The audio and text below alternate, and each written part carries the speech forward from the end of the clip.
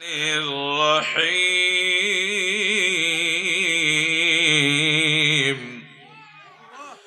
وما أرسلناك إلا رحمة للعالمين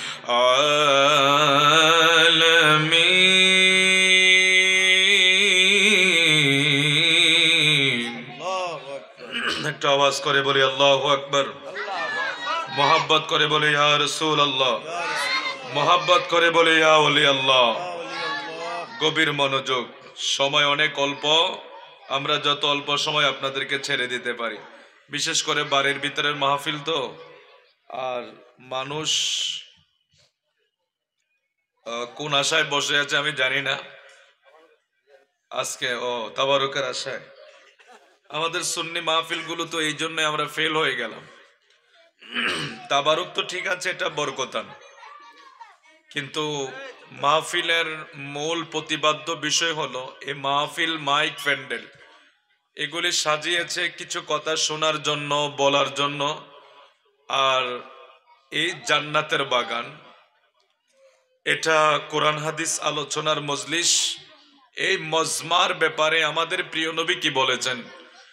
আল্লাহর হাবিব সাল্লাল্লাহু আলাইহি ওয়াসাল্লাম বলেছেন যে কোন মজলিস যখন কোরআন হাদিস আলোচনার মজমা সাজানো হয়, সেই মজলিসকে রহমতের ফেরেশতা দ্বারা বেষ্টনী দেওয়া হয়। সুবহানাল্লাহ বলবেন না? তো এটার গুরুত্ব আমাদের বোঝার দরকার আছে না বাবা? মাহফিল আজকে সাজিয়েছেন, বিদায় হয়েছে। আমাদের অনেকের অনেক চিন্তাধারা থাকে, অনেকে অনেক রকম ফিল করে, কেউ অনেকে অনেক জিনিস ভালোবাসে। তো আমাদের ধর্মের ব্যাপারে যেটা সবচেয়ে বেশি প্রয়োজন, একটা মাহফিলকে কেন্দ্র করে আমরা কিছু কথাবার্তা শুনবো, শিখবো, ঠিক কিনা বলেন? এটা আমাদের উদ্দেশ্য থাকতে হবে এবং খালেস নিয়ত থাকতে হবে। কারণ এখানে যখন বসে গেছে, আলেম আসবে, যাবে, কিছু আলোচনা করবে, আপনারা শুনবেন। এই কথাগুলি আল্লাহ রাসূল সাল্লাল্লাহু আলাইহি সাল্লামের হাদিসে মুবারকা থেকে, কোরআনে কারিম থেকে যখন বলা হবে আপনারা শুনবেন। আমার প্রিয় নবী বলেছেন রাতের একটা ঘন্টাও কেউ যদি কোরআন হাদিসের আলোচনা শোনে, সারা রাত নফল ইবাদতের সওয়াব হয়। জোরে বলুন না সুবহানাল্লাহ। তো আমার এই ভাইয়েরা সবুদ আলী ভুইয়া, ওনাদের এই বংশ পরম্পরায়, সবুদ আলী ভুইয়া শুনলাম উনি অনেক আগের, তো এই বংশ পরম্পরায় এই মাহফিল করেছেন। অন্য কিছু তো করতে পারতো এখানে, নাকি? অনেক কিছু হয় না এখন, ডিজে পার্টি মাটি, সেটা বাদ দিয়ে এখন মাহফিলটা করেছেন। তো এই মাহফিলটার ভিতরে যখন আপনারা আসবেন, জান্নাতের বাগানে বসবেন, এটা আরো সুন্দর লাগবে, এটার পরিবেশ অনেক সুন্দর হবে। এই জন্য যারা আশেপাশে আসেন সবাই চলে আসেন। আজকে আব্দুল হান্নান ভুইয়ার বাড়িতে যে আজিমুসান ইমানি নুরানি মাহফিল হচ্ছে, সভাপতিত্ব করছেন আলাস হজরত মৌলানা আব্দুল কুদ্দুস নুরি সাহেব, সাবেক খতিব খারেরা জামে মসজিদ। প্রধান অতিথি জনাব আলহাজ আব্দুল হাই মাস্টার, সাবেক প্রধান শিক্ষক খারেরা মোহাম্মদিয়া উচ্চ বিদ্যালয়। বিশেষ অতিথি মোহাম্মদ আতিকুর রহমান, সুইডেন প্রবাসী। আলোচনা করে গেছেন হজরত মৌলানা শাকিল রেজা আল কাদরি, সিলেট। বিশেষ আকর্ষণ মৌলানা মুদাসির আল কাদরি, খতিব খারেরা ডি ঈদগাহ। উপস্থিত আছেন আমার প্রাণপ্রিয় ভাই বাবারা এবং আমার অত্যন্ত একজন স্নেহর প্রিয় ফয়সাল, যার আদব আখলাক এতটাই ভালো যেটা ভাষায় প্রকাশ করার মতো না। বর্তমান ছেলেদেরকে আমরা যে জিনিসটা আমাদের কাছে সবচেয়ে বড় অভাব মনে হয় সেটা হলো আদব। সেই দিকে আমাদের ফয়সাল ছেলেটা অনেকই ভালো। বুড়িচং স্থানাধীন ফকির বাজার কেন্দ্রীয় মসজিদ, 5 মৌজার একটা মসজিদ, বিশাল মসজিদ, আমি সেখানে জুমা পড়াই। সেই মসজিদে সে সেখানে চাকরি করেছে। আলহামদুলিল্লাহ অনেক ভালো এবং অনেক আদব আছে। ফয়সালের সাথে অনেক যোগাযোগ হয়েছে। তো সবচেয়ে কষ্ট পেয়েছে তার বাবাটা কিছুদিন আগে ইন্তেকাল করেছে। এটা অনেক মৃত্যু দেখি বাবা, অনেক মরণ দেখি, অনেক জানাজা পড়ি, অনেক মানুষকে কবরে শোয়াই। কিন্তু যখন শুনি কোনো ছেলে তার বাবাকে হারিয়ে ফেলেছে, এটা এত কষ্ট যে একটা সন্তান যদি তার বাবাকে বাবা বলে ডাকার সুযোগটা হারিয়ে ফেলে, এই পৃথিবীর ভিতরে এর চেয়ে আর দুঃখ, এর চেয়ে কষ্টের জায়গা আর বেদনার জায়গা কোনো কিছু হতে পারে না। কারণ মা মায়ে, বাবা বাবায়, এই জায়গায় কেউই পূরণ করতে পারে না। মায়ের জায়গা, বাবার জায়গায় কেউই পূরণ করতে পারে না।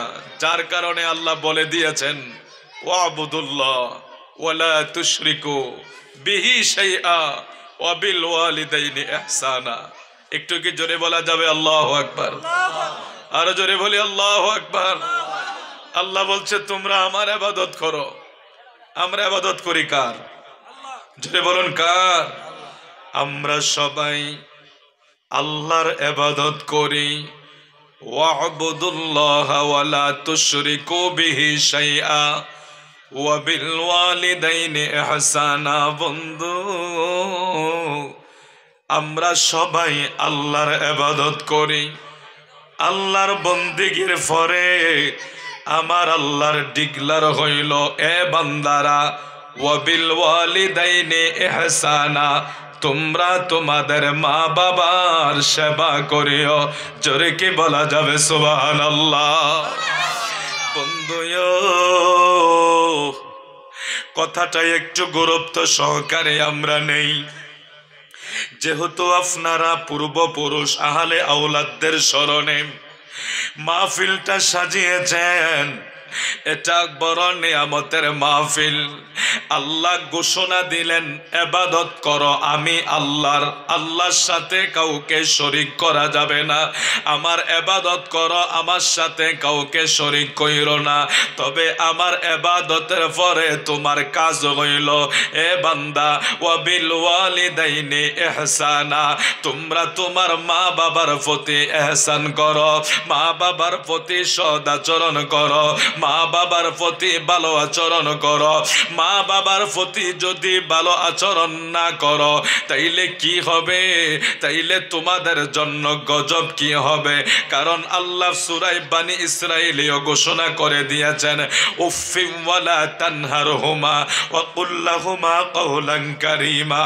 এ দুনিয়ার সন্তানেরা, তোমরা যদি তোমার মা বাবারে পাইয়া তাদেরকে যদি সেবা না করো, তাদেরকে যদি খেজমত না করো, আর যদি তোমার কষ্টের কারণে তোমার মা যদি ওপ শব্দটা ব্যবহার করে, তোমার কষ্টের কারণে তোমার মা যদি ওপ শব্দটাও ব্যবহার করে, সাবধান সাবধান।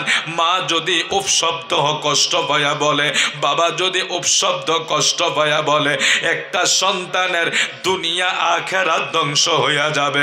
জোরে জোরে নাউজুবিল্লাহ। ঘোষণাটা কার? আরো জোরে বলুন কার? সূরা বনী ইসরাঈলে আল্লাহ ঘোষণা করে দেয়, বান্দারা রে, উফফি ওয়ালা তানহারহুমা ওয়া কুল লাহুমা কাওলান কারীমা। খবরদার, মা বাবারে এমন পরিমাণ বেতাও দেওয়া যাবে না, এমন পরিমাণ কষ্ট মা বাবারে দেওয়া যাবে না। বান্দারে, তোমার মা তোমার ব্যথার কারণে উফ শব্দ বলেছে, এতটুক যদি মা মন তাইকা বলে ফেলে, বাবা মন তাইকা বলে ফেলে, তাইলে আমার আল্লাহ আমার পেয়ারা রসুল বলেন, দুনিয়ার সব অভিযোগ আমি কবুল করব, মায়ের ব্যাপারে কোনো অভিযোগ আমি কবুল করব না, আমি কবুল করব না।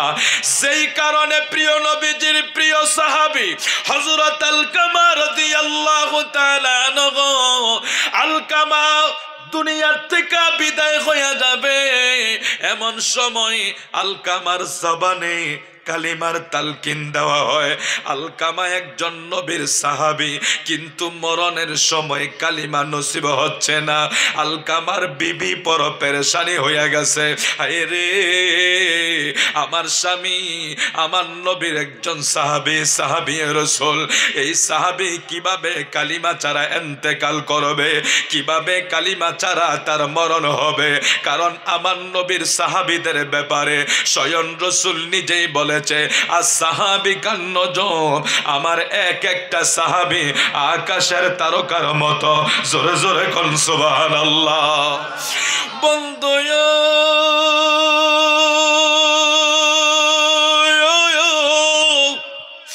নূর নবীজির সাহাবীরা আকাশের তারকার মতো, আমার নবীর ঘোষণা।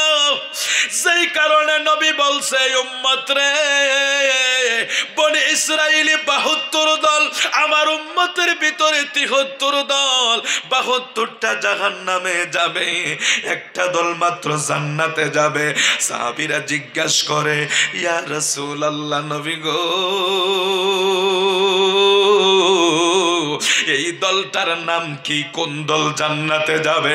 আমার নবী কয় মা আনা আলাইহি ওয়া আসহাবিহি, যারা আমি নবীর অনুসরণ করেন, আমার পরে আমার সাহাবায়ে কেরামের অনুসরণ করে, তারাই হবে জান্নাতি। জোরে জোরে কন্যা সুবহানাল্লাহ। হে আমার জ্ঞানী গুণী সুশীল সমাজ, এই হাদিসের রাবি হইল 15 জনের রাবি, সহিহ সনদের হাদিস। মোল্লা আলী কারি রহমাতুল্লাহ আলাই, যিনি মেশকাতে শরামিরকাত লিখেছেন, মোল্লা আলী কারি এই হাদিসের ব্যাখ্যা লিখতে যায়া বলেন, আমার নবী যেই দলের কথা বলেছেন, আমার নবী যেই নাজাতীদের দলের কথা বলেছেন, ওই নাজাতীদের দল হইল মা আনা আলাইহি ওয়া আসহাবিহি, আয় আহলে সুন্নাত ওয়াল জামাত। জোরে কি বলা যাবে সুবহানাল্লাহ? আরেকটা জোরে বলুন না সুবহানাল্লাহ। এই জন্য আহলে সুন্নাত ওয়াল জামাত কি কখনো বিলুপ্তি হয়েছে? এটা আপনারা যারা রাজনীতি করেন আপনারা রাগ করবেন না। ক্ষমতা থাকলে দেখা যায় এই দল ওই দল, এই দল ওই দলরে দৌড়ায়, ওই দল এই দলরে দৌড়ায়। এটা কিসের সাথে? ক্ষমতার সাথে। ওই ক্ষমতা থাকলে ওরে দুর্বল করে, ওই ক্ষমতা থাকলে ওরে দুর্বল করে। কিন্তু একমাত্র আহলে সুন্নাত ওয়াল জামাত কোন দুনিয়া লুবি ব্যানারে কাজ করে?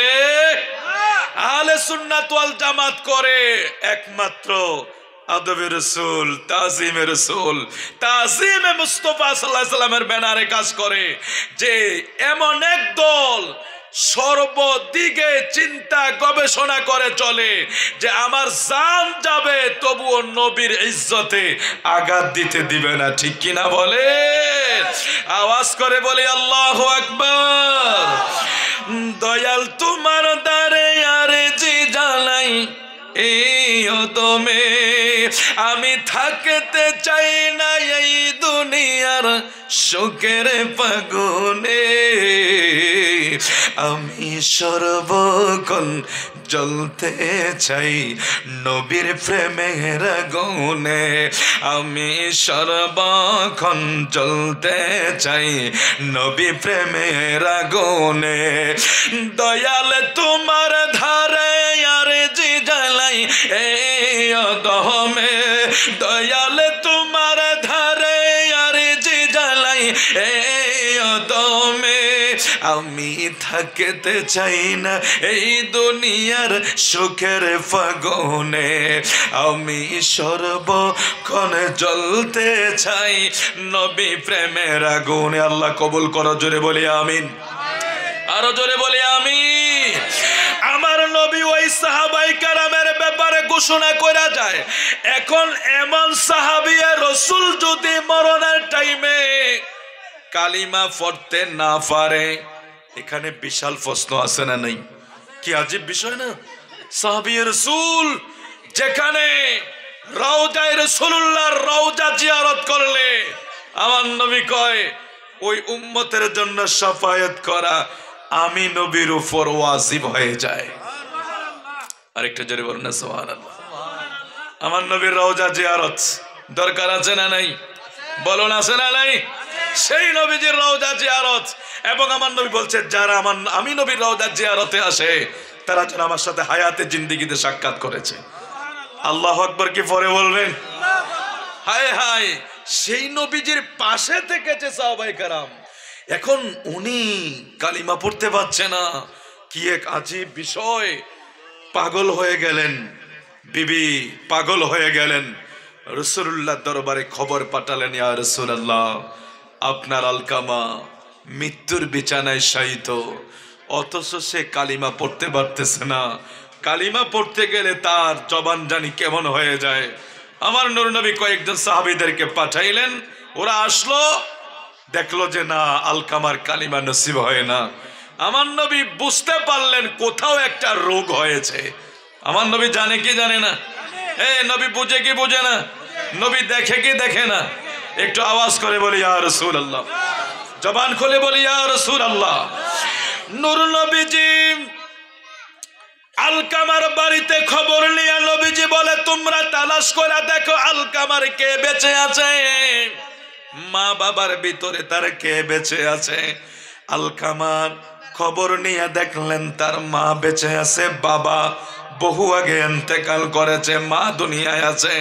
আমার নূর নবী আলকামার মারে ডাকলেন, আলকামার মারে, তোমার ছেলে কেমন? বলে হুজুর আমার ছেলে অনেক ভালো, আমার ছেলের কোনো দোষ নাই, কোনো অপরাধ নাই, আমার ছেলে অনেক ভালো। দুনিয়াতে মা এমন সন্তানের ব্যাপারে কোনো অভিযোগ করে না। এটাই হলো গর্ভধারিণী মা, যেই মা কোনদিন সন্তানের ব্যাপারে বিচার দেয় না, মা কোনদিন সন্তানের ব্যাপারে অভিযোগ করে না। মা বুকের ভিতরে কষ্ট চাইফা ধরে রাখে, মা বুকের ভিতরে কষ্ট চাইফা ধরে রাখে, তারপরেও মা কোনদিন সন্তানের ব্যাপারে অভিযোগ করে না। আলকামার মা কয়, হুজুর আমার ছেলের ব্যাপারে আমার কোনো অভিযোগ নাই, কিন্তু আমার নবী জানে মায়ের মনের ভিতরে যদি কোনো ব্যথা থাকে, ওই সন্তান কোনোদিন জান্নাতে যাইতে পারবে না, ঈমান নিয়ে মরতে পারবে না, ঈমান নিয়ে মরা তাদের সম্ভব হবে না। এই জন্য নূর নবী আলকামার মাকে বলে, আলকামার মারে, আমি জানতাম চাই তোমার ছেলে তোমার মনে কোনো কষ্ট দিয়েছে কিনা। প্রিয় নবী বলার কারণে আলকামার মা কয়, ইয়া রাসূলুল্লাহ, নবী গো, নবী গো, আমি আমার ছেলের ব্যাপারে কি অভিযোগ করব? আমার কোনো অভিযোগ নাই, তবে আমার ছেলে অনেক ছোট, তার বাবা ইন্তেকাল করার পরে আমি কারো সংসারে যাই না, আমি কোনো বিয়ে শাদিতে যাই না। নবী গো, আমি আমার ছেলেটার দিকে তাকাইয়া আমার জীবন যৌবন সব শেষ করে দিয়েছি। ইয়া রাসূলুল্লাহ, এই ছেলেটার দিকে তাকাই আমি কোনো দিকে যাই না। এরে খারেরা, এলাকার ভাই বাবারা, দুনিয়াতে এমন অনেক মা আছে, মা একটা ছেলের দিকে তাকাইয়া আর কোনোদিন বিয়ে শাদিতে যায় না। এরকম অনেক নজির, অনেক প্রমাণ আমাদের দেশে পাওয়া যায়। অনেক মা ছেলের দিকে তাকাইয়া নিজের জীবন যৌবন সব শেষ করে দেয়, বিয়ে শাদিতে আর যায় না। পাড়ার মানুষ যদি বলে, কি গো তুমি বিয়ের ব্যবস্থা তোমার জন্য করবো কিনা, বিয়ের জন্য রাজি হয় না। ছেলের মুখের দিকে তাকাইয়া কয়, মা আমি আমার ছেলের ফালাইয়া কোথাও যাইতে পারবো না। এই মা একটা সন্তানের দিকে তাকাইয়া গোটা জীবন কাটাইয়া দেয়, এমন মা আমরার দেশে আছে না নাই? এরে বন্ধু, আলকামা বলে, হুজুর আমি আমার কোনো সংসারে যাই না, একটা ছেলের দিকে তাকাই আমার জীবন শেষ করছি হুজুর। তবে তারে বিবাহ করার পরে আমার থেকে তার বধূকে একটু বেশি প্রাধান্য। এটা বিষয়টা হলো, আলকামার মায়ের মনের ভিতরে একটু কষ্ট আছে, এটা আমার নবী বুঝতে পারছে। সুবহানাল্লাহ বলবেন না? আমার নূর নবী বুঝতে পারলেন। প্রিয় আকা মাহবুবে খোদা কয়, আলকামার মারে, তোমার ছেলে তোমার মনে কষ্ট দিছে, তোমার ছেলে দুনিয়া আমার আল্লাহ তাকে জাহান্নামে দিয়া দিবে। লাকড়ি একসাথ করলেন, লাকড়ি গড়ি থুবাইলেন, আগুন জ্বালাইলেন। আমার নবী আলকামারে এই আগুনের ভিতরে ফালাইয়া দিবে। আলকামার মা কয়, হুজুর এই আগুন কার জন্য জ্বালাইছেন বা লাকড়ি কার জন্য স্তূপ করেছেন? নূর নবী কয়, এ আলকামার মা শোনো, আমি এই লাকড়িগুলো তোমার ছেলে তোমার মনে কষ্ট দিছে, সে বেঈমান হইয়া মারা যাবে, সে যখন কবরে যাবে আল্লাহর আযাবে সে জ্বলতে থাকবে। এই আলকামার মা, আল্লাহর আযাবে আল্লাহ তারে জ্বালাইব, আল্লাহ জ্বালানোর আগে আমি তারে দুনিয়ায় জ্বালাইয়া দেই, আমি তারে দুনিয়ায় জ্বালাইয়া দেই। আলকামার মা নূর নবীরে ডাক দেয়, ইয়া রাসূলুল্লাহ, নবী গো, আমার ছেলেরে আমি 10 মাস 10 দিন পেটে রাখছি, আমি সেই দিনও তো কোনোদিন সন্তানটা কষ্ট পাবে আমি কোনোদিন সেইটা চিন্তাও করি না। আমি এমনও রাত্র গেছে ঘুমাইতে পারি না, এমনও রাত্র গেছে আমার ব্যথায় সারা রাত কাইটা গেছে। এরে খারেরা এলাকার ভাই বাবারা, অনেক মা সন্তান পেটে ধারণ করার পরে রাতের বেলা ঘুমাইতে পারে না, দিনের বেলা একটা ঘর থেকে লজ্জায় আরেকটা ঘরে যাইতে পারে না, মাঝে মাঝে এমন ব্যথায় ওঠে মা মাঝে মাঝে ডাক দেয় স্বামী রে, এরে স্বামী আমারে একটা দাও আইনা দাও, আমারে একটা কিছু আইনা দাও, আমার আর ব্যথা সহ্য হইল, আমার আর যন্ত্রণা সহ্য হইল। অনেক মা 10 মাস 10 দিন এইভাবে মারে, অনেক মা সন্তান ফেট লইয়া এতটা কষ্টের পর কষ্ট দিন কাটাইয়া দেয়। আলকামার মা কয়, ইয়া রাসূলুল্লাহ, এত কষ্ট করছি, আজকে বুঝি আমার ছেলে আমার চোখের সামনে আগুনে জ্বলবে, আমি মা এটা কোনোদিন সইতে পারবো না। জোরে জোরে কোন সুবহানাল্লাহ। তোমরা কোনোদিনও মায়েরই মনেতে আঘাত দিও না, ওরে মায়ের মনে আঘাত দিলে আল্লাহ যে সহে না, হায় রে মায়ের মনে আঘাত দিলে আল্লাহ যে সহে না। তোমরা কোনোদিনও মায়ের মনেতে আঘাত দিও না, তোমরা কোনোদিনও মায়ের মনেতে আঘাত দিও না। আরে মায়ের মনে আঘাত দিলে আল্লাহ যে সহে না, বাইরে মায়ের মনে আঘাত দিলে আল্লাহ যে সহে না। তোমরা কোনোদিনও মায়ের মনেতে আঘাত দিও না। আলকামার মা আমার নূর নবীরে ডাক দিলেন, ইয়া রাসূলুল্লাহ, নবী গো, আমার ছেলেটাই আমার সামনে এইভাবে আগুনে জ্বলবে, আমি মা হইয়া কেমনে সহ্য করব? এখানে আমার নবী একটা কৌশল করলেন আলকামার মায়ের মনের কষ্টটা দূর করার জন্য। সুবহানাল্লাহ। নবী উম্মতের জন্য দরদি, মারহাবা বলবেন না? আমার প্রিয় নবী উম্মতের জন্য বড় দরদি, এই জন্য নবী এখানে একটা কৌশল করলেন। আমার নবী জানে আলকামার মা এই পরিবেশটা দেখলে আলকামারে মাফ করে দিবে, নাইলে তো তার কালিমা নসিব হবে না। আলকামার মা আলকামাকে মাফ করে দিলেন, আর ওই দিক দিয়া আলকামার জবানে কালিমা জারি হয়ে গেছে, লা ইলাহা ইল্লাল্লাহ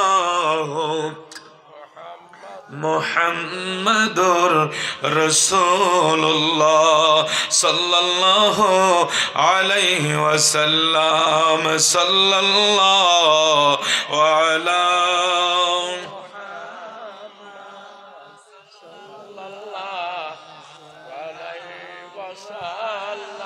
সাল্লাল্লাহু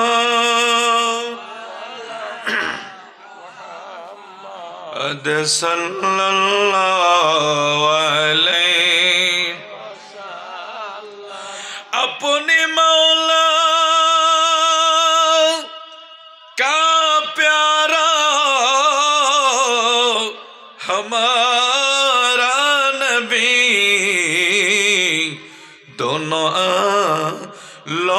का दुल्हा हमारा नबी सल्लल्लाहु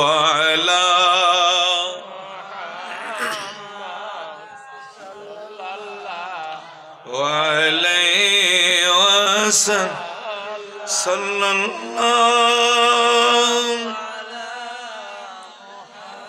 मुहम्मद सल्लल्लाहु अलैहि खल्क से औलिया से रसूल और रसूल से आला हमारा नबी सल्लल्लाहु अलैहि सल्लल्लाहु अलैहि सल्लल्लाहु अला मुहम्मद सल्लल्लाहु अलैहि। তাইলে একটা প্রসঙ্গে চলে আসলাম এইদিকে, মা এবং বাবা দাম আছে না নাই? জোরে বলুন আছে না নাই? তো আমার নবী বলছেন তাদেরকে বৃদ্ধ অবস্থায় যখন পাইবা তাদের সেবা করিও। এখন দুঃখের বিষয় হলো একজন মা বাবা সবচেয়ে অসহায়ের জীবন যাপন করে বৃদ্ধ অবস্থায়, ঠিক কিনা বলেন? কারণ ওই সময় মা চলে না, 3 জন 4 জন ছেলে থাকলে ওরা শুধু ভাগাভাগি করে, আজকে আমি পারবো না, তুমি খাওয়াও, তুমি না অমক, অমক না তমক। আচ্ছা বলেন, একজন মা যদি শেষ বয়সে এসে এই পরিস্থিতির শিকার হয়, হাজারো ফ্যামিলি আছে, আমি আপনাদের কথা বলছি না, এটা তো কসবা পড়ছে নাকি? কসবা উপজেলা, হ্যাঁ, খারেরা দক্ষিণ পাড়া, কসবা উপজেলা খারেরা দক্ষিণ পাড়া পড়ছে। আপনাদের এলাকায় নাও থাকতে পারে, কিন্তু এরকম হাজারো প্রমাণ আছে যে বৃদ্ধ অবস্থায় মা বাবাকে অবহেলা করা, এটা যেন আমাদের ভিতরে এমন এক ব্যাধি হয়ে গিয়েছে। আর পৃথিবীর সন্তানেরা মা যখন বৃদ্ধ হয়, বাবা যখন বৃদ্ধ হয়, তখন মনে করে যে এটা আমাদের জন্য বড় একটা বোঝা চলে এসেছে। নাউজুবিল্লাহ বলবেন না? আমি এই প্রসঙ্গে কিছু কথাবার্তা বলবো। আমার একটা টাইম আছে, অল্প সময়ের ভিতরে, যেহেতু কবরবাসীদের স্মরণে কিছু আলোচনা, মা বাবার স্মরণে কিছু আলোচনা, তারপর আমরা কিয়াম দিয়ে সমাপ্তির দিকে চলে যাব। আপনাদের কষ্ট হবে না তো? যারা আশেপাশে আছেন সবাই চলে আসেন। আমাদের তো এখন মোটামুটি একটু মাহফিলের সিজন চলে, শারীরিকটা সবসময় একরকম থাকে না। তো আমার আগে খুব সুন্দর তাকরীর করেছেন মাশাআল্লাহ, নবযুগের তরুণ তেজস্বী, খুব সুন্দর আলোচনা করেছেন এবং কণ্ঠ দেখলাম অনেক সুন্দর। এবং আপনাদের এই ব্রাহ্মণবাড়িয়া উপজেলা, ব্রাহ্মণবাড়িয়া জেলায় তো অনেক আলোচক আছে, এটা আপনাদের অবশ্যই গৌরবের বিষয়। গোটা বাংলাদেশে দেখেছি আপনাদের জেলার ছেলেরা আলোচনা করে, তো এটা ব্রাহ্মণবাড়িয়ার গৌরব না? এটা ব্রাহ্মণবাড়িয়ার জন্য অনেক বড় প্রশংসার বিষয়। কারণ একটা ছেলে আলেম বানানো কি এত সহজ? ও বাবা, এত সহজ নাকি? হাজার হাজার টাকা খরচা করে ফেলে একটা ছেলেকে আলেম বানাইতে পারে না, হাফেজ বানাইতে পারে না। সেই জায়গায় আপনাদের ছেলেরা, এই ব্রাহ্মণবাড়ি উপজেলার ছেলেরা গোটা দেশে আছে। আমার বাসা তো কুমিল্লা শহরে, আমি দেখি আমাদের শহরেও আপনাদের এই ব্রাহ্মণবাড়িয়ার ছেলেরা অনেকেই যায়। কারণ মাশাআল্লাহ জিকির, সুর, নাদ, এটা কিন্তু সর্বশ্রেষ্ঠ। এই ব্রাহ্মণবাড়ি উপজেলা জেলার যেই আলেম ওলামা আছে, যারা আলোচক, মাশাআল্লাহ তাদের সবারই সুর অনেক সুন্দর।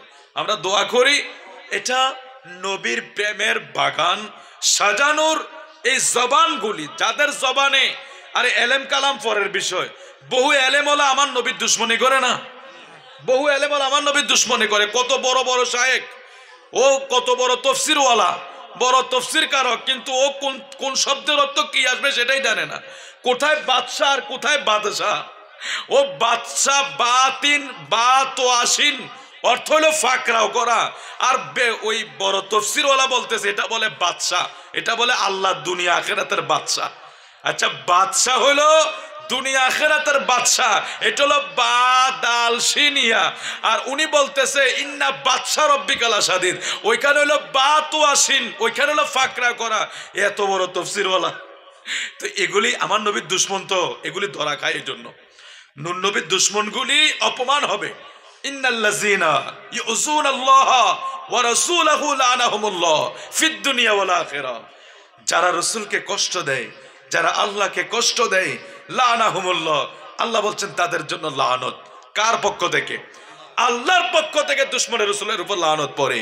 ফিদ দুনিয়া, তারা দুনিয়া অপমান হবে, ওয়াল আখিরা, আখিরাতে অপমান হবে, ওয়া আদালাহুম আযাবাম মুহিনা, এরপরেও ক্ষান্ত নাই, তাদের জন্য আযাবের ব্যবস্থা আছে। জোরে জোরে বলি নাউজুবিল্লাহ। তাইলে আমার নবীর যারা কষ্ট দেয়, এরা এইভাবে দুনিয়া অপমান হবে। কখনো কখনো এইভাবে মানুষের কাছে ভুল ব্যাখ্যা দিবে, আর ছোট্ট বাচ্চার কাছে ধরা খেয়ে যাবে। বাবা, সেই দিকে বলছিলাম, আপনাদের ছেলেরা অনেকে হয়তো এলেম কম হইল, আমার নবীর সম্মান যেগুলি গায়, এটাই সবচেয়ে বড় জিনিস। কমপক্ষে রাসূলের শানে বেয়াদবি তো করে না, ঠিক কিনা বলেন? ছেলে ছোট হইতে পারে, বক্তা শিশু হইতে পারে, বা এখনো দাখিল নাও পড়তে পারে, কিন্তু কখনো রাসূলের শানে বেয়াদবি করে না। রাসূলের চুমা মুবারক নিয়া, রাসূলের তাজিম নিয়া কখনো গুস্তাখি করে না, ব্যঙ্গ করে না। সর্বোচ্চ চেষ্টা করে তার অল্প এলেম অনুযায়ী রাসূলকে সম্মান দিতে। এইটাই বড় এলেম, এটাই বড় আলেম। যে নবী চিনে সেই তো বড় আলেম। জোরে বলি আল্লাহু আকবার, আরো জোরে বলি আল্লাহু আকবার। ওরে নবী আমার উম্মতের দেওয়ানা, তোমরা জানো না, নবী আমার উম্মতের দেওয়ানা, নবী আমার উম্মতের দেওয়ানা, তোমরা জানো না, নবী আমার উম্মতের দেওয়ানা। আরে শরীয়তের সরাজারি,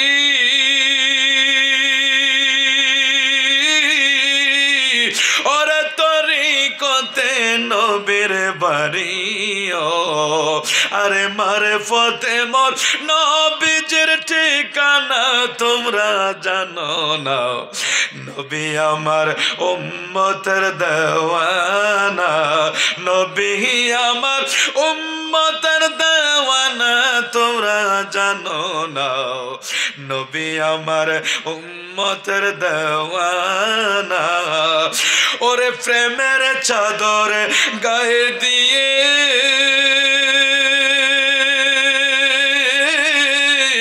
আরে যদি থাকো ঘুমাইয়ে গো, আরে আসে কইলে নবী ছাড়া ঘুমতো চোখে আসবে না রে, আসবে না, নবী আমার উম্মতের দেওয়ানা, নবী আমার উম্মতের দেওয়ানা, তোরা জানো না, নবী আমার উম্মতের দেওয়ানা।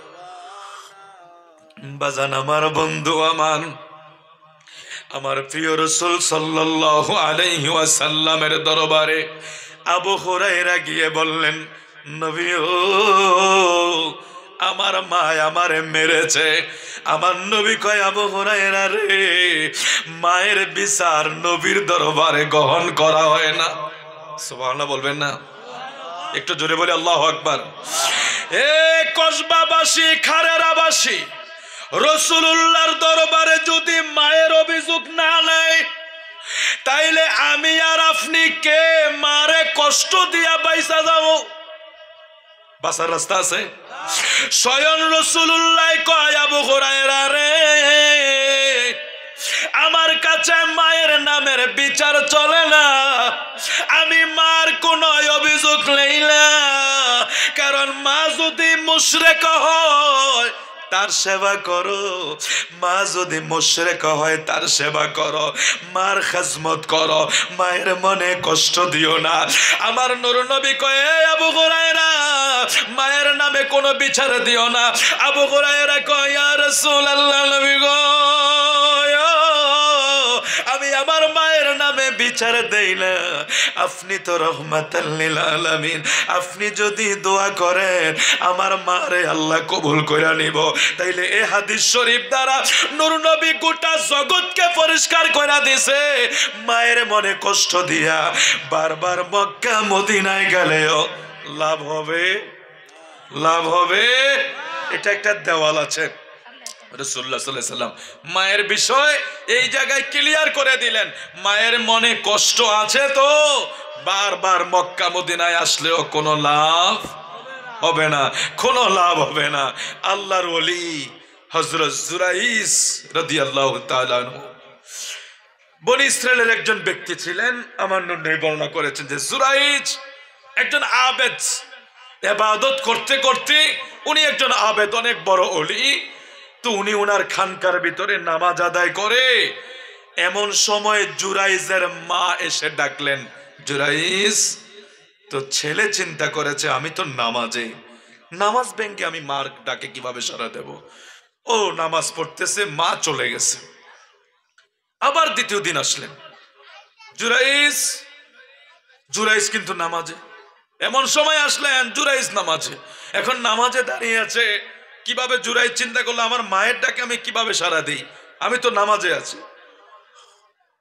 সে নামাজ ছাড়লেন না, নামাজ পড়তেছে। মা চলে গেছে, সন্তানের সারা শব্দ না পাইয়া। আবার তৃতীয় দিন আসলেন, আয়েশা জুরাইজকে ডাকলেন, জুরাইজ। আজকেও জুরাইজ নামাজে দাঁড়ানো। দেখুন ছেলে চিন্তা করেছে আমি তো নামাজে, আমি কিভাবে ডাকে সাড়া দেব। সেই চিন্তা করে সে আর মায়ের ডাকে সাড়া দেয় না। একটু গভীর মনোযোগ, এটার পরে আমি একটু কবরের আলোচনায় চলে যাব। আপনারা একটু খেয়াল করে দেখেন, জুরাইজের মা এক এক করে যখন 3 দিন আয়েশা ছেলের সাড়া না পাইয়া মনের ভিতরে একটু কষ্ট পাইছে। কি অবস্থা দেখেন মনের, অথচ সে নামাজে। কিসে কিসে নামাজে? আল্লাহর ওলি জুরাইজ নামাজ আদায় করেন। জুরাইজের মা একদিন নয়, 2 দিন নয়, 3 দিন পর্যন্ত সন্তানকে ডাইকা সারা না পাইয়া জুরাইজের মা মনের ব্যথা লইয়া চলে গেছে। আর আমার আল্লাহর কাছে একটা অভিযোগ করছে, আল্লাহ আমার ছেলেটারে এই অপরাধের কারণে কোনো একটা অপমান তুমি আল্লাহ করাইবা। মা মনে কষ্ট পাইয়া বদদুয়া কইরা দিছে, বদদুয়া কইরা দিছে। এদিক দিয়া জুরাইজ তার খানকার ভিতরে ইবাদত করে, বন্দিগি করে। আমার আল্লাহ মায়ের বদদুয়া কিভাবে কবুল কইরা নিছে। হঠাৎ করে এলাকার কিছু মানুষ জুরাইজের পিছনে লেগে গেল। একটা অন্তঃসত্ত্বা মহিলা জুরাইজের খানকার সামনে দাঁড় করাইয়া কয়, জুরাইজ তোমার সন্তান এই মহিলার পেটে। নাউজুবিল্লাহ বলেন। উনি তো আল্লাহর ওলি মানুষ, আবদাল মানুষ, উনি এই কাজ কখনো করে, সবসময় খানকায় থাকে, ইবাদত করে, বন্দি করে। এখন মহিলা যখন বলতেছে, কুচক্রি মহল এসে জুরাইজের খানকা ভেঙে দিলেন, মারধর করলেন, একেবারে সব তছনছ করে দিলেন। সব কিছু শেষ হওয়ার পরে সবার যখন মাথা ঠান্ডা হইল, তখন এই জুরাইজ সবাইকে ডাকলেন এবং ওই মহিলাকেও ডাকলেন যে আসলে এটা আমার সন্তান কিনা, এটার একটা প্রমাণের তো দরকার আছে। আল্লাহর ওলি জুরাইজ সালিশ ডাকলেন, দরবার ডাকলেন, সবাই আসলেন। ওই অন্তঃসত্ত্বা মহিলাও আসলো, জুরাইজের সামনে আসলো। যখন জুরাইজ ওই মহিলার পেটের সন্তানের দিকে ইশারা কইরা কয়, এরে এই পেটে থাকা সন্তান তুই সাক্ষী দে তোর বাবাকে আজকে আমি বড় অপরাধী, আমি বড় অপরাধে শামিল, অপরাধী আমারে বানাইয়া দিয়েছে, আমার ইজ্জত সম্মানে আঘাত করে দিছে, আমার খানকাকে তছনছ করে দিছে। এ সন্তান তুই বইলা দে তোর বাবাকে। আল্লাহর ওলিরা যখন জবান দিয়া কোনো কিছু বলে, হাত দিয়া যখন কোনো কিছু ইশারা করে, কবুল কইরা নেয় কে? আরো জোরে বলেন। ওলি আল্লাহর ক্ষমতা আছে না নাই? এই দেশে ইসলাম আনছে কে? ওলি আল্লাহরা ভারত উপমহাদেশ হইতে শুরু কইরা বাংলাদেশ হইতে শুরু কইরা পাকিস্তান, ভারত, এশিয়া, এই ভারত উপমহাদেশ, এটার ভিতরে ইসলাম এনেছে আউলিয়ায়ে কেরামেরা। যার কারণে অলিদের মাজার আমরা জিয়ারত করি, অলিদেরকে আমরা সম্মান করি, অলিদেরকে আমরা তাজিম করি। বন্ধু, হযরত জুরাইয সবার সালিশের সামনে ওই মহিলার পেটের সন্তানকে প্রশ্ন করে, ও পেটে থাকা বাচ্চা, তুই বলে দে রে, তোর সন্তান, তোর বাবার পরিচয়টা তুই বইলা দে। হাত দিয়া ইশারা করছে, পেট থেকে আওয়াজ আসে, এর সমাজের মানুষ, জুরাইয আল্লাহর ওলি, এতে কোনো সন্দেহ নাই। সুবহানাল্লাহ। জুরাইয আল্লাহর ওলি, কোনো সন্দেহ নাই। বলে তাইলে এটা অপবাদ, এটা আসলো কেন, এই কথা উঠলো কেন? তখন আল্লাহর ওলি জুরাইয বলে, এই কথা ওঠার পিছনের একটা কারণ আমি তোমাদেরকে শোনাই, শোনো। তার পেটের বাচ্চাটা হইল কোনো এক রাখালের, কোনো এক পথচারী ব্যক্তির, কিন্তু আমি আজকে সেই অপবাদে জড়াইয়া যাওয়ার পিছনের কারণটা তোমাদেরকে বলি, শোনো। যে আল্লাহ কোরআন শরীফে বলে দিছে, ওয়াকাদা রাব্বুকা আল্লা তা'বুদু ইল্লা ইয়াহু ওয়া বিল ওয়ালিদাইনি ইহসানা। জোরে জোরে বলে আল্লাহু আকবার। ইবাদত হবে কার? আরো জোরে, আরো জোরে। আমরা সবাই আল্লাহর ইবাদত করি। এখন আল্লাহর ইবাদত করার পরে মা বাবার খিদমত, তাহলে এই কাজটার দাম আছে না নাই? এই কম না বেশি? আল্লাহর ইবাদতের পরে যদি মা বাবার সাবজেক্ট চলে আসে, তাহলে আমাদের বিবেকে বিষয়টা ঢুকানোর উচিত না যে হায়রে আল্লাহর ইবাদতের পরে মা বাবা, তাহলে সেই মাকে বৃদ্ধাশ্রমে, বাবাকে বৃদ্ধাশ্রমে, বৃদ্ধ বয়সে মাকে কষ্ট দেওয়া, বৃদ্ধ বয়সে বাবাকে কষ্ট দেওয়া, বৃদ্ধ বয়সে মায়ের খাবার নেওয়া, এদিক সেদিক করা, আমি পারবো না, তুই খাবা, আমাকে এটা দেয় নাই, তোকে ওইটা দেয় নাই। মা কি যে কষ্ট পায়, বাবাকে যে কষ্ট পায়। তখন মা চিন্তা করে, আমি তো 5টা ছেলের একসাথে রান্না করে খাওয়াইছি, 5টা ছেলের কাপড় একসাথে ধুইয়া দিছি, 5টা ছেলের খেদমত আমি একাই করেছি, আজকে তোরা 5 জন মিলে আমাকে খাওয়াইতে পারস না। তখন ওই মা যদি হৃদয়ের ভিতরেও কষ্ট পায়া উপ বলে, আল্লাহর আরশ পর্যন্ত কেঁপে ওঠে। এই জন্য আল্লাহ বলেছে, উফি ওয়ালা তানহারহুমা ওয়া কুল লাহুমা কাওলান কারীমা। খবরদার, মাকে এমন ব্যথাও দিও না, বাবাকে এমন আঘাত দিও না যেটার কারণে উফ শব্দটা বলবে। আর অথচ আমাদের দেশে বহু ইতিহাস, খবরের কাগজ, মোবাইল, ইউটিউব, ফেসবুক খুললে দেখা যায় মাকে ছেলে ফিটায়, বাবাকে ছেলে ফিটায়, ঘর থেকে ধাক্কা দিয়ে বের করে দেয়, ঘর থেকে ধাক্কা দিয়ে বের করে দেয়, ঘর থেকে ধাক্কা দিয়ে বের করে দেয়। খাবার নিয়ে ছেলেরা টানাটানি করে, ঠেলাঠেলি করে, আমি পারবো না, তুই খাবা। এইভাবে বাবা মা কত কষ্ট পায়। বৃদ্ধ বয়সে এত অবহেলার পাত্র হয়ে যায়, এখানে জায়গা পায় না, ওখানে জায়গা পায় না। মাঝে মাঝে অনেক বৃদ্ধ মাদেরকে রাস্তায় দেখি, অনেক বাবাদেরকে লাঠি বট দিয়ে হাঁটতে দেখি, অনেক বাবাদের কাঁধে এখনো ভার দেখি, অনেক বাবাদেরকে এখনো দেখি তরকারি বেচে, অনেক বাবারা দাড়ি পেকে গেছে, হাঁটতে পারে না, এখনো ব্যান গাড়ি চালায়। জিজ্ঞাসা করলাম, বাবা এখনো কাজ করেন কেন? কই আমার ছেলেরা ভালো না। এই সন্তানের দুনিয়া আখিরাত আছে আর কিছু? আখিরাত বলছে কিছু আছে আর বলুন আপনারা? যেখানে রাসূলুল্লাহ আবু হুরায়রার মতো ব্যক্তিকে বলে সাবধান, মায়ের নামে কোনো অভিযোগ এখানে চলে না। সেই জন্য বলছে কারের আর কসবার ভাই বাবারা, ফয়সালের বাবা চলে গেছে, অনেকের মা চলে গেছে। হায় রে, সেই মা বাবারে যদি সময় মতো পাইয়া, আমার নবী কয়, এরে উম্মত, তোরার কপাল ফোড়া, তোরার কপাল ফোড়া, তোরার কপাল ফোড়া। মা বাবার খেজমত কইরা যদি জান্নাত না নিতে পারস, জান্নাত না নিতে পারস, কারণ জান্নাত তো তোর মায়ের পায়ের নিচে। নিতে পারে নাই অনেকেই নিতে পারে নাই, অনেকেই নিতে পারে না। আরে 10 মাস 10 দিন মায়ে গর্ভে দিল ঠাই, রক্ত মাংস খাইয়া মায়ের বড় হইলাম ভাই। ওরে মায়ের সবের কালে আমরার মায়ের বকানে ফাটে জ্বলে রে, সন্তানের দেখা মায়ে বলে প্রসব যন্ত্রণা, দুঃখের দরদি আমার জনম দুঃখী মা, গর্ভধারিণী মা জনম দুঃখিনী মা, দুঃখের দরদি আমার জনম দুঃখী মা।